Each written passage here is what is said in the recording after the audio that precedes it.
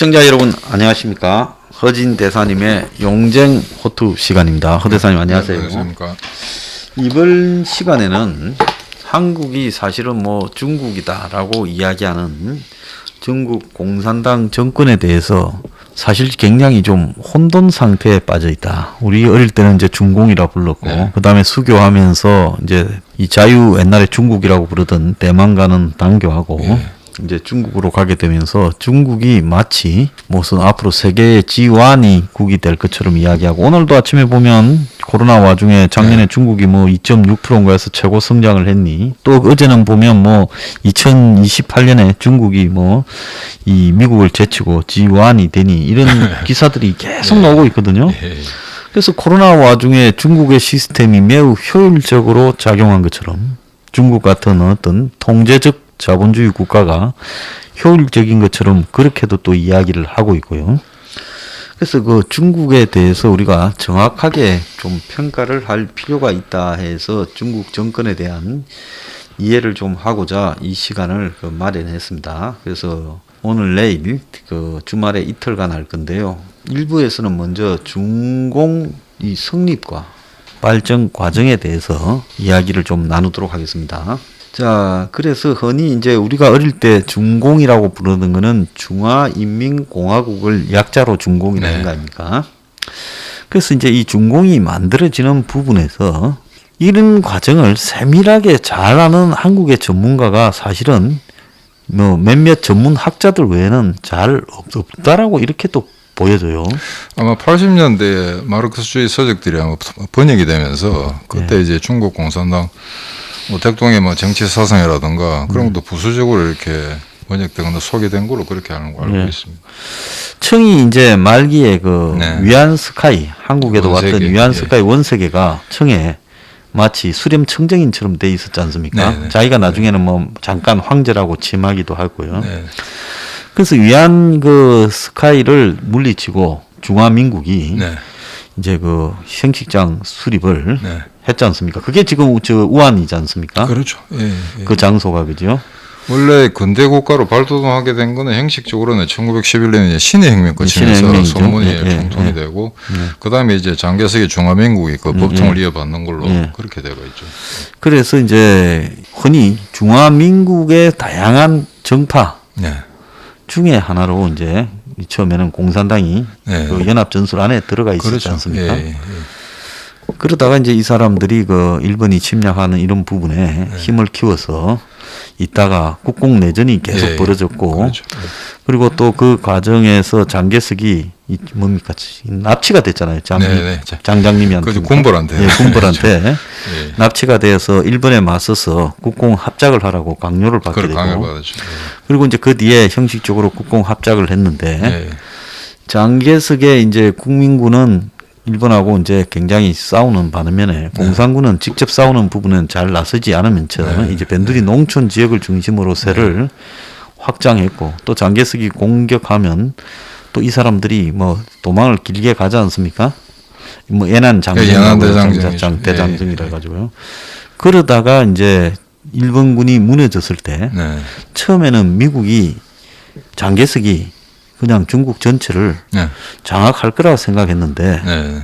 근데 동북 쪽에서 벌어진 국공내전에서부터 굉장히 빠른 속도로 무너졌죠. 그 짧은 기간 동안 45년 전쟁 끝나고 예. 49년에 이제 중국이 성립되니까 그 4년 동안에 완전히 판도가 바뀌게 되는 거죠. 예. 예. 지금 이 중국이 사실은 1949년 중화민국공화국 성립이라는 것 갖다가 정말 긍정적으로 봐주자면은 얼마나 근대화 초기에 중국의 열강으로부터 당했습니까? 네. 그래서 이제 이 중화민국공화국이 안에 뭐 내부적으로 독재국가고 생산력이 약하고 하는 그런 여러 가지 구조적 문제점이 있습니다만 일단 중공이 성립됨으로써 더 이상 외세의 침략을 받지 않게 됐다. 이게 이제 모택동이 주장하는 가장 큰 프로파간다였죠. 그 처음에 장개석은 뭐 저희들이 알기로 워낙 부패했다. 그리고 국공내전 1, 2차 국공내전을 거치면서 굉장히 혼돈스러웠던 게 원래는 일본군을 상대로 두 개 연합해서 싸워야 되는데 그 싸우는 와중에서도 또 이게 모택동하고 장개석 군대가 싸우는 굉장히 혼탁한 모습을 드러냈던 게 2차 대전과 그 이후에 이어진 1년의 내분 갈등이었던 것 같습니다. 자, 그런데 미국조차도 2차 대전이 끝나고 난 이후에 장개석에 대한 불신이 네. 2차 대전 과정에서 네. 장개석 군이 지금 저 인도 쪽을 네. 공격을 좀 해주라. 저 중국 본토 네. 일본군을 좀 공격해주라 하는 부분을 많이 요구했는데 장개석은 형편은 그때마다 없었죠. 예. 이제 이 돈이나 네, 이 장비를 예. 요구하면서 항상 거래하려 들었고 이런 부분이 네. 이제 장개석에 대한 미국의 인식이 네. 굉장히 나빠져 있던 부분도 아니겠습니까? 네, 그렇죠. 또 그리고 의외로 장개석이 또 소련 정권하고도 굉장히 가깝지 않았습니까? 한국에는 잘 안 알려지지만 그렇죠. 이게 중소 우호 조약 같은 거는 중화민국이 그 장제설 태도로는 중화민국이 소련방하고 정식으로 맺은 조약이거든요. 근데 그때까지는 소련이 이제 모택동의 중공을 인정하지 않았던 거죠. 예. 그때는. 그래서 계속해서 사실은 카이로 회담 같은 경우에서도 그 연합국의 3대 순회 중에 하나로 네. 장개석이 등장하기 때문에 사실은 2차 대전 말기까지는 어느 정도 중화민국이라는 게 국제적으로는 하나의 법통성을 유지하고 승전 국가로 지위를 유지했습니다만은 뭐 저희들 알기시피 워낙 부패했던 국가라 심지어 그때 장개석 정권을 평가하는 회의에서 아마 동전에 태평양을 다 던져가지고 태평양을 메꾸려 하는 것 같다. 장제석 군대가 끝없이 예, 모택동을 이긴다는 거 불가능하다라는 게 내부적으로 그런 문건에 나와 있는 게 있습니다. 네. 그래서 그 미국이 보면 2차 대전 말기에 네, 중국의 그 일종의 그 미국 공군 네, 부대도 특공대 네, 형태로 네. 있었고 네. 또 중국 공군을 훈련시키기도 했고 네, 그리고 또 중국 지원 사령관도 있었고 네. 뭐 병력은 대규모로 지상 병력은 없었지만 네, 네. 중경 저 북쪽으로 그런 네. 조직들이 있었지 네, 않습니까? 네. 근데 미국이 2차 대전 말기에 중국의 장개석 군대라는 것이 써먹기가 너무 어렵다. 이런 부분에 대한 이제 회의가 국공 내전이 벌어졌을 때 미국이 아예 개입하지 말라고 네. 그렇게 지금 지시들을 미국 군부에 내리고 루즈벨트가 네. 그리고 상당히 중국 내부가 이제 그다음에 이 트루만도 그렇게 이야기하고 네. 방치되어 네. 있다가 네. 이 장개석 군대의 부패로 네. 이제 일방적으로 무너져 버리는 네. 그런 양상을 네. 초래했죠. 가장 큰 문제는 이제 부패인데 이제 좋게 이야기하자면은 상당히 그 모택동의 중국 공산당이 민심을 얻었던 건 사실인 것 같습니다. 연안대장교 거치면서 일본과 이렇게 전쟁을 치면서 이게 장개석 정부에 대한 비판이라든지 이런 게 일반 서민들한테 먹혀들었고 예. 그간에 이제 중국이 워낙 세계 일강들한테 침입당이 많았기 때문에 자본주의 이퀄 제국주의 그런 차원에서 중국 국민이 살아날 길에 민족주의를 최대한으로 극대화해서 결국 공산 정권을 수립할 수밖에 없다는 모택동의 의지가 관철된과 동시에 중국 인민들이 그 당시에는 그걸 그대로 받아들였다고 보는 게 뭐 정설인 것 같습니다. 예. 근데 이제 중국의 이 중공의 건설 과정에서 네. 사실상으로 소련이 크게 지원한 것도 저건 또 거의 없지 않습니까? 처음에는 그러진 않았던 처음에는, 것 같습니다. 예. 그래서 상당히 좀 방치 상태에 있다가 나중에 이제 그 국공 내전이 벌어지면서 네. 45년 네. 2차 대전이 끝나고 난 뒤에부터는 네. 이제 소련이 네. 중국을 좀 통제를 해야 되겠다 하면서 개입을 좀 했겠죠. 그러니까 미국도 몰랐지만 소련 같은 경우에도 자기들이 이제 세계 최초의 사회주의 혁명을 성공시켰기 때문에 네. 세계의 어떤 사회주의화의 어떤 리더십은 소련이 발휘하고 있어야 되는데 이걸 만약 중국이라는 큰 나라가 사회주의를 표방해놨을 경우에 이제 헤게모니 장악이라는 측면에서 상당히 고달픈 측면이 많았던 것 같습니다. 네. 그래서 처음에는 뭐 원칙적으로는 중공이 성립했을 때 이제 전 세계 사회주의 혁명의 기운이 뭐 충만했다든가 그런 때 미사역을 남발합니다만 나중에 중공이 6.25 전쟁을 거치면서 너무 커졌기 때문에 생각보다 빨리 중소분쟁이 격화됐던 것 같습니다. 그 틈을 타고 결국에 닉슨 대통령이 중국과 수교하게 되는 그 일련의 과정이 그 20년 동안에 굉장히 가파른 굴곡을 거치면서 어떤 외교사에 많은 변화를 가져왔었는데 이랬던 것 같습니다. 지금 소련 같은 경우에는 처음에는 장개석 군대가 그냥 그대로 중국을 유지하면서 계속 자본주의 국가라서 나갈 수 있었던 걸로 보고 있었던 것 같아요. 그러니까 갑자기 이제 연안대장전 그 이후에 민심이 완전히 돌아서면서 모택동이 정권을 잡고 나자 일단 아시아 측에 대한 공산화한 데서 업무 분담을 할 수 있을 거로 생각했을 것 같고 하지만 결국 1, 2위 자리는 계속 유지해야 된다. 그 현상 유지는 계속 해야 된다는데 그 미소하고 냉전 갈등이 이제 그 격화되다가 나중에 스탈린이 죽고 나서 후르초프의 대유화 정책 시작되지 않습니까? 그때 중공이 이제 소련을 이제 사회주의 인민에 대한 배반이다 라고 하고 자기들은 이제 적통으로 간다. 그렇죠. 자기들이 이제 세계 혁명을 리드할 수 있는 자기들이 주도권을 장악하고 자기들이 적통성을 가지고 있다 주장하면서 중소분쟁이 싹을 트게 되는 거죠. 그런데 이제 이 처음에는 소련이 이제 고민 포럼 네. 이런 것처럼 해가지고 세계 네. 공산주의를 지향했지만은 네. 이제 중국이 중국 전체를 중공이 먹고 난 뒤부터는 네. 이제 중국이 제3세계라는 부분을 표방하면서 네. 비동맹의 예. 명주처럼 간다라고 이렇게 예. 나아가기 시작인 거 아닙니까? 네네, 그렇죠. 그 당시로는 아마 제3세계론이라 하지 않고 중국 스스로는 그 1세계, 미국을 중심한 서구 자본주의 국가들, 그 다음에 이제 소련을 중심으로 한 사회주의 진영, 예. 동유럽 사회주의, 그걸 제2세계로 봤을 때, 우리는 뭐 상식적으로 3세계라고 합니다만, 중국 스스로는 그 라틴 아메리카라든가 중동, 아시아, 아프리카를 중간지대라고 칭했던 것 같습니다. 그래서 그 중간지대를 우리가 장악해서 세계를 3분론, 세계를 갖다가 세 쪼가리로 나눠서 자기들이 제3세계를 지배할 수 있다고 생각했던 거죠. 그런데 그 당시로서는 1950, 60년대 워낙 생산이 낮았으니까 지금 같은 5대 형식이 아니고 주로 아마 중동 아프리카에 인력 수출했던 것 같습니다. 그래서 제가 예멘이라는 중동의 조그만 나라 근무했었는데 그때도 보면 곳곳에 중국 노동자들이 와서 건설을 하다가 죽은 그 추모비 같은 게 서 있는 걸 많이 봤었거든요. 그래서 그때는 미소 갈등이 격화될 때 아마 그 틈새를 타고 중국이 제3세계에 이제 주로 이제 라틴 아메리카, 그다음에 아프리카, 중동 이런 쪽에 상당히 적극적으로 진출했던 것 같고요. 그 당시에는 돈이 없었으니까 주로 인력 수출에 의존했던 것 같습니다. 그렇죠. 자, 그리고 또 하나로 이제 봐야 될 부분은 이 마오주의라고 해가지고 네, 모택동주의의 그 좌파 단체들이 남미나 심지어 유럽에도 좀 이렇게 있지 않았습니까? 지금은 뭐 많이는 뭐 옛날에 70년대는 서유럽에도 마오주의라는 게 상당히 있었고 지금은 볼리비아라든가 페루 같은 데도 아직 흔적들을 남기고 있는데 이 사람이 처음에 사회주의자가 될 때 아마 중국의 유명한 막스주의자라고 두 사람이 있었는데 진독수하고 이대교 그 두 사람과의 교류를 하면서 자기들이 주체적인 마르크스주의 사상을 정립해 나갔던 거로 그렇게 보고 있습니다. 그런데 그 당시에 진독수는 중국 사회가 워낙 전근대주의가 봉건적인 사회이기 때문에 이걸 완전히 서구 가치로 뒤엎어야 된다. 그 서구 가치를 도입하는데 가장 최첨단에 선 것이 사회주의다. 막스주의라는 걸 표방했었고 이대교는 그거보다는 같은 마르크스주의자인데도 중국 국민의 우월성을 오래 역설적으로 들고 나왔던 것 같아요. 그래서 이제 과거 마르코 폴로가 중국을 방문했을 때 실은 마르코 폴로가 기독교 외에는 전달해 줄 게 없을 정도로 문명이라든가 과학기술이 중국에 발전했었다 그러거든요.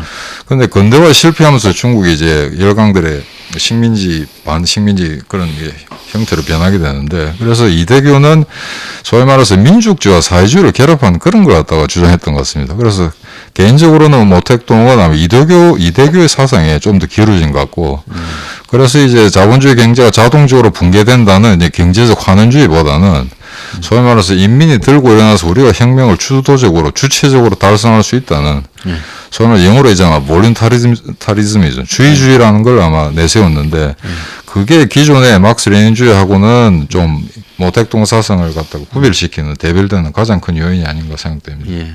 그래서 한때 이제 비동맹이 이렇게 이제 그 유행할 때 인도네시아의 수카르노 이런 사람들이 중국과 굉장히 밀착이 돼 있었고 심지어 뭐 인도네시아의 이제 공산 봉기를 일으키려고 이렇게 수출하는 부분도 중국이 좀 역할을 많이 했지 않습니까? 그 당시엔 뭐 범한이 베트남, 태국에도 공산당들 많이 결국 있었고 올맹도 초반에는 중국이 굉장히 지원 물론 소련도 했습니다만 이랬는데 그럴 때 이제 중국이 그 뭡니까 이 흑룡강이라고 이야기하는 거기서 소련하고 그 강 가운데 있는 섬을 놓고 그 유명한 진보도 사건이 1969년에 서로 간에 있었죠. 이렇게 충돌, 군사적 충돌까지 하지 않았습니까?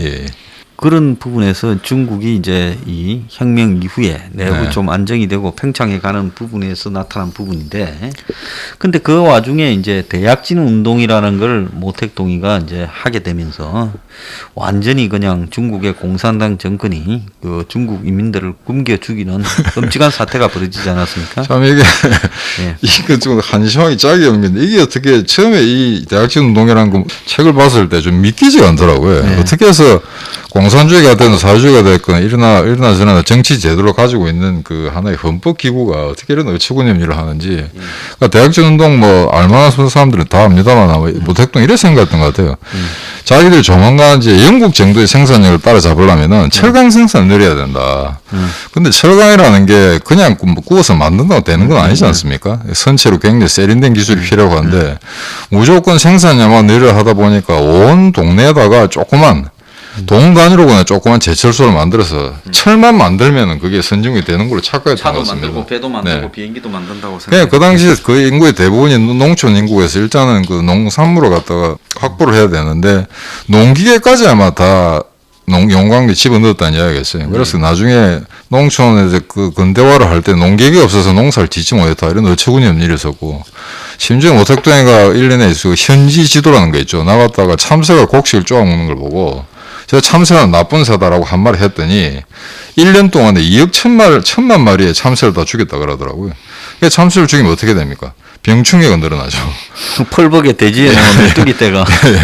그래서 정확한 통계는 안 잡힙니다만 지금 어느 문건을 봐도 최소 2,300만, 최대 4천만이 대학생 운동을 통해서 죽었다고 하거든요. 그래 이 어처구니없는 사건으로 인해서 1959년에 이제 모택동이가 이선으로 물러나게 되죠. 네.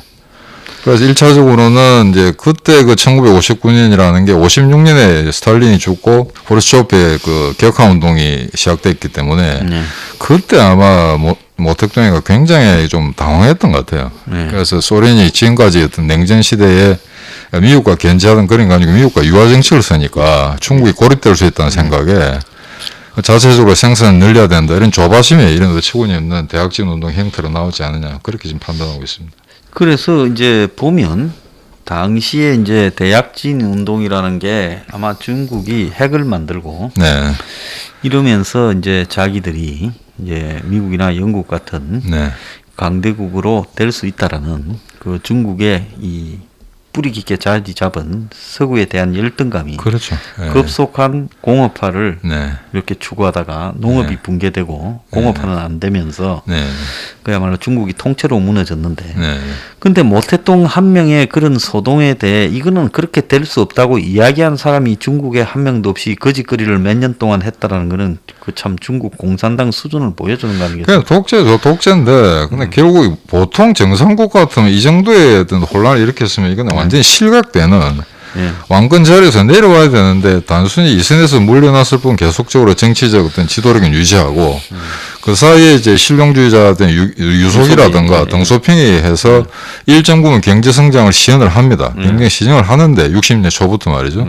그런데 그런 과정에서 이제 갑자기 경제 성장이 되다 보니까 이제 관료들의 부패가 늘어나게 되고 이제 그러면서 일부 학생들이 이 관리주의를 타파하자라고 그때 이미 이제 이선에 무턱대고 물러내는 상황이었으니까 그래서 당 비판을 하는 그런 차원에서 당 관리주의를 비판하는 과정에서 학생운동이 소위 말해서 우리나라식의 학생운동이 일어났는데 모택동이 그걸 이용한 게 홍위병이죠. 그래서 이제 중국의 그 공산당 구조를 잘 모르는 사람은 이해하기가 어려운 게 이제 모택동은 주석에서는 물러나고 유속이가 주석이 됐지 않습니까? 그리고 이제 등소평이 경제 쪽을 맡고 있었고. 그런데 이제 그게 조금 성과를 조금 보이고 또 반대로 부작용도 좀 생기니까 그 완전히 그 뭡니까 그 IS의 알카에다나 이런 거 원리주의처럼 IS처럼 이슬람의 원리주의로 이제 모택동이 뒤에서 사주해가지고 이제 학생들을 동원해서 이제 막 이런 사람들 이 당에 반동적 인사 그러니까 이 개방을 원하거나 그렇죠. 경제 발전을 원하거나 서구 친화적인 관례들 없애겠다 이거죠. 그런 사람들을 전부 잡아가 무차별로 테러하고 공개석상에 세워서 망신 주고 책을 태우고 그리고 이제 이 하방이라 해가지고 이 내려보내는데 등소평이 나서지도 않은 채 그런 일이 전개되는데 세계 최고로 쪽수가 많은 인민해방군이 방관을 했고 중국의 공안이 방관을 했으니까 이런 일이 벌어지지 않았겠습니까? 그러니까 이 서구 사회에 따라서 중국 공산주의 국가 같은 경우는 이런 경우에 정치적 공백이 생겼을 경우에 군사 쿠데타라든가 이런 걸 상상할 수가 없는 나라죠.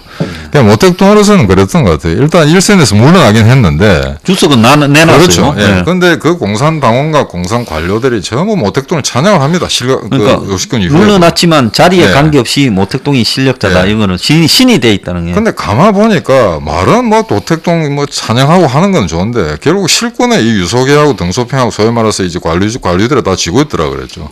그래서 이 당권파를 갖다 물리치기 위해서 학생들을 동원한 게 이제 홍위병인데 이때 사실 보면 이게 제 개인적인 판단으로는 히틀러 홀로코스트 이상으로 아마 하던 극악한 그런 사회운동이었습니다. 심지어 자기 부모를 고발하고 네.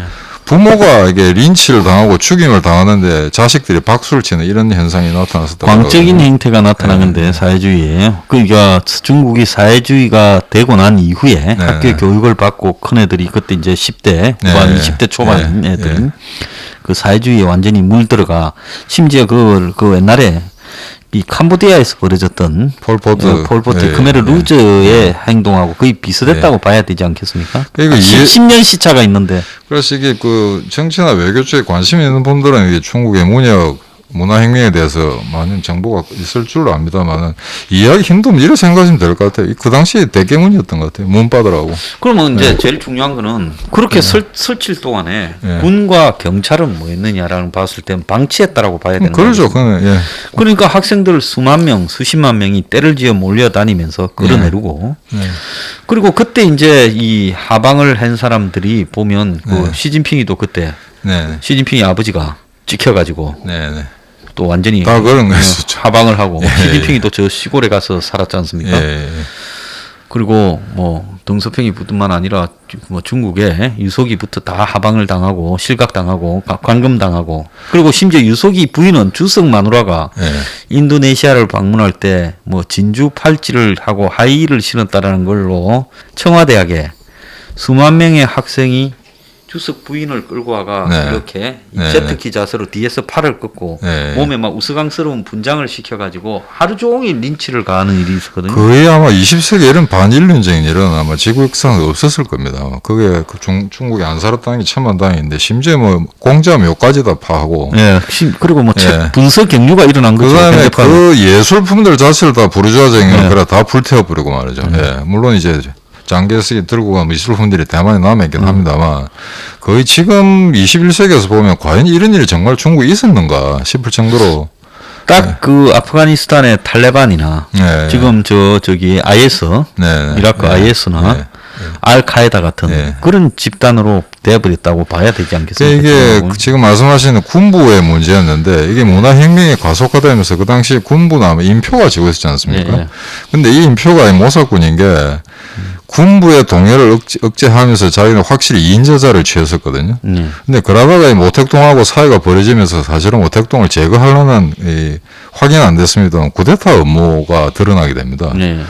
그런 과정에서 이인자를 더 이상 놔둬서 곤란하다 해가지고 모택동과의 관계가 서먹해지는데 공교롭게 비행기 사고로 죽죠 인표가. 근데 그 소련으로 도망가다가 몽골에 떨어졌잖아요. 쿠데타 사건이 이제 나중에 탄로가 나니까 도망가려 하다 했는데 대외적으로는 그렇게 발표를 안 하죠. 그냥 사고사로 죽었다는데 중국의 제2인자가 사고사로 죽을 리는 없죠. 그나마 모택동에 직접 제거한 걸로 그렇게 이해를 하셔야 될 것 같습니다. 그래서 이제 이 당시에 대약진 운동을 비판하면서 이 국방부장했던 팽덕회가 실각을 했잖아요. 거기 그렇죠. 한국에 와가지고 한국 총사령관이 종전 협정을 맺었던 팽덕회가 대약진 운동 비판하다가 실각을 해버리면서 그것이 이제 이 문화혁명을 이제 본격적으로 시작하는 계기가 되었다. 이제 이런 이야기도 지금 있어요. 그러니까 이게 1966년부터 공식적으로 시작된 문화혁명이 이제 1976년에 모택동이 죽을 때까지 계속됩니다. 결국 모택동이 죽으면서 1976년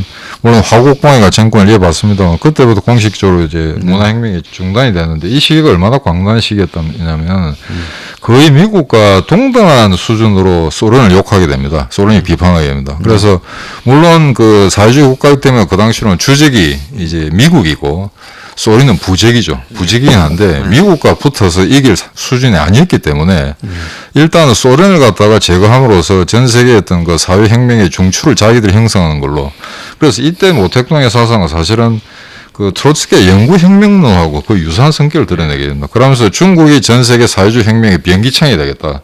그래서 실제 그때 아프리카 이런 데 군대까지 파견하게 됩니다. 일본 게릴라 부대, 첩보부대라든가. 그러면서 자기들이 지금까지 소련이 해오던 역할을 자기들이 도맡겠다고 하는 게 1966년부터 시작된 문화혁명기에 그 모택동 외교정책의 근간을 이루게 되죠. 이제 그렇게 본다면 우리가 좀 어이가 없는 게 네. 닉슨이 중국을 방문해서 이제 핑퐁 외교를 네. 하게 된 게 네. 닉슨이 가만히 생각해 보니 월남에서 발을 빼려면 네. 중국하고 네. 딜을 쳐서 네. 중국이 월맹을 좀 통제해야 네.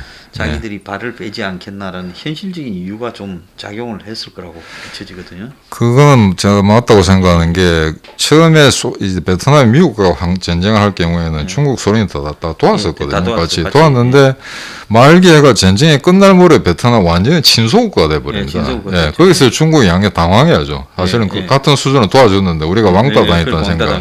그냥 그 틈을 미국이 좀 노렸다고 보는 게 이제 이 중국하고 이렇게 동맹을 그렇죠. 맺으면 소련이 이제 그걸 의식해서 예. 베트남에서도 예. 너무 깊게 개입을 예. 하지 않고 일정하게 네. 베트남 전쟁에서 균형이 좀 유지되지 네. 않겠느냐. 네. 이랬는데 지금 생각해 보면 닉슨이나 키신저가 굉장히 그 아직도 문화혁명이 이루어지고 있을 때 네. 중국을 방문해서 핑퐁 외교를 하고 뭐 네. 죽의 장막을 열어 네. 제껴서 네. 중국이 유엔에 이 미중 수교를 하면서 유엔에 그 상임이사국이 되게 네. 만드는 네. 그런 짓을 했다라고 생각해 보면 미국 사람도 가끔 가다가는 똘끼가 충분한 것 같아요. 근데 여기서 저는 이제 그거하고 또 다른 측면에서 모택동이 어찌 보면 굉장히 교조주의적인 사람인데 교조주의적이죠. 소련이 대유화정책 대탕들을 한다고 그렇게 비난을 하다가 네, 지가 자기 먼저 스스로가 붙어버리지 않습니까? 실질적인 대탕들의 주인공이 되어버리거든요. 네. 그런 측면에서는 좋게 봤을 때 이 모택동이 현실 정치를 아는 사람이 아니냐. 이제 저게 저걸 이용해서 그렇죠. 예. 네. 그래서 그런 식으로 해서 긍정적인 평가를 내려도 있습니다만 일단은 그 대탕트가 사실은 그 이후부터는 70년 초반부터는 문화혁명의 그 광기를 조금씩 누르뜨리는 효과는 있었던 것 네, 같습니다. 그러니까 73년 초에 네. 파리 이 협정을 통해 가지고 네, 미군이 예. 이제 뭐 평화 조약을 네, 그러죠. 맺고 철수해 버리지 않습니까? 네. 그때 이제 중국이 그 일종의 이 닉슨이 중국 네. 방문한 부분이 네. 영향을 좀 발휘됐다 이렇게 볼 수도 있는데. 근데 지금 와서 후회하는 사람들은 많죠. 왜냐하면 많죠. 그때 괜히 이거 프랑켄슈타인을 갖다가 잠에서 깨어나게 해가지고 그냥 키웠다. 계속 못 살게 예, 봉쇄국가 해 나가야 되는데 괜히 커진 소련하고 다른 어떤 그 공산 근데 그 당시에 굉장히 위험했던 게 월남이 패망하면서 버마라든가 우리가 아는 그 동남아시 조그만 국가들 라오스라든가 사실은 도민연산으로 다 공산국가 되지 않습니까? 그래서 그때 미국이 중국이라도 이 자기 편으로 들지 않으면 굉장히 좀 이렇게 심각한 전략적 오류에 빠질 것 같으니까 지금 와서 그 다방면으로 생각해 보면은 중국 카드를 빼들었던 건 나름 합리적인 측면이 있지 않았나 그런 연구들도 근데 이제 있습니다. 좀 이따 웃기는 거는 네. 미국이 이제 발을 빼고 월남이 적화되고 난 다음에 네. 베트남이 이제 적화 통일되고 난 이후에 네. 중국이 베트남을 이제 공격을 시죠. 그런데 이제 그때 중월 전쟁이 일어났는데 중국이 베트남에 끌어갔으면 상대가 안 되고 베트남을 휩쓸 거라고 했는데 몇십 킬로 못 들어가고 망신당해죠. 굉장히 공격을 당하면서 베트남군한테 개망신을 당하는 사태가 벌어지지 않습니까? 79년이었던 것 같은데. 그때. 예, 예. 예. 그래서 그런 중월 전쟁이라는 것도 일어났고 근데 이미 이게 전술적으로 이길 수가 없는 게 베트남은 뭘 월남전입니다만 지난 1000년 동안 하루가 안 빠지게 전쟁을 한 나라더라고요. 그러니까 중국과 뭐 700년, 800년 전쟁했고 그다음에 또 프랑스, 그다음에 2차 대전 때 약간의 일본, 미국. 그러니까 이건 뭐 랭킹이 상당히 높은 데다가 계속 싸운 놈한테 못 이기는 그냥 태권도 8단이 이제 중공이 싸움 800번 한 베트남하고 붙었는데 골목 깡패한테 싸움 잘한 놈한테 당한 거죠. 자, 그런데 73년에 네. 미중 간에 이제 이런 어떤 이 대탕트가 나타난 이후에 네. 덩소평이가 모택동이 이 생전에 네. 다시 복귀가 되지 않습니까? 그렇죠. 예, 예.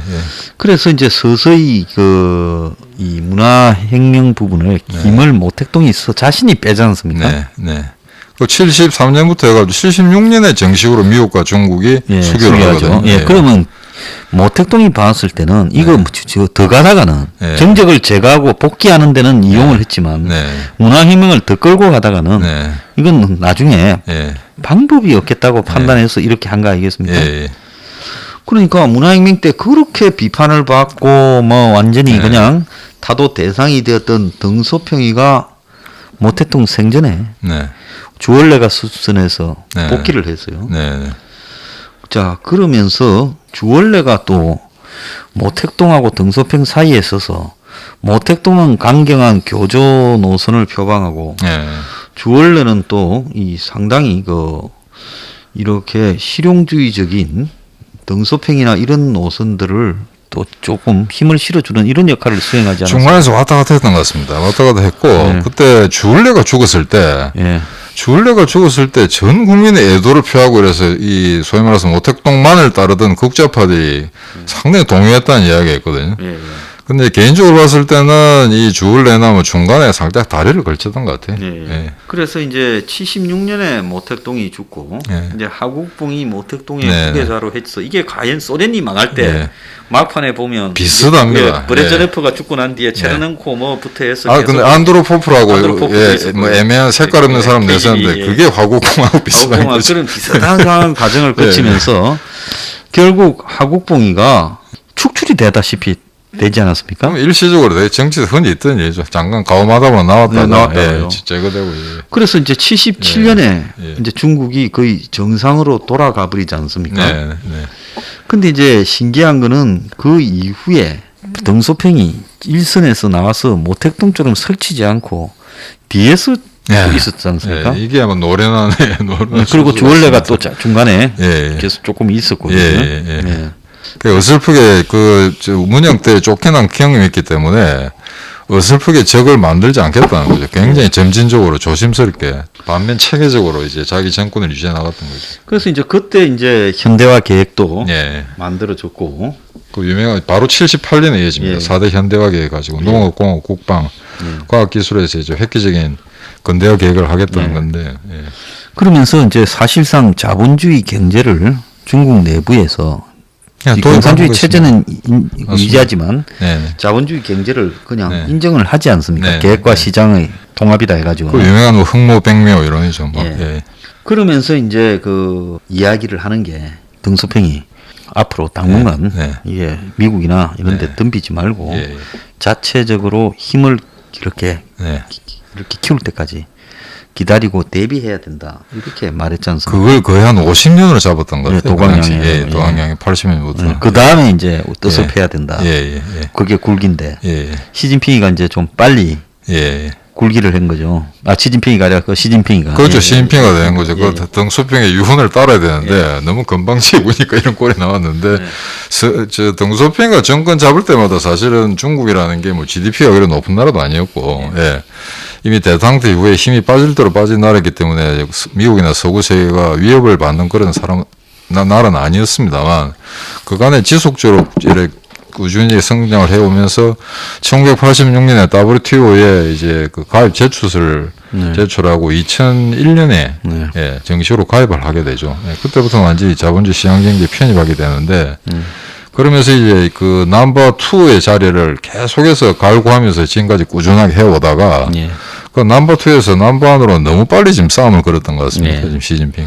자 남은 이야기는 그 중국이 이제 현대 사회에 편입되는 이런 부분은 다음 시간에 이야기를 나누도록 하겠습니다. 감사합니다. 그렇습니다.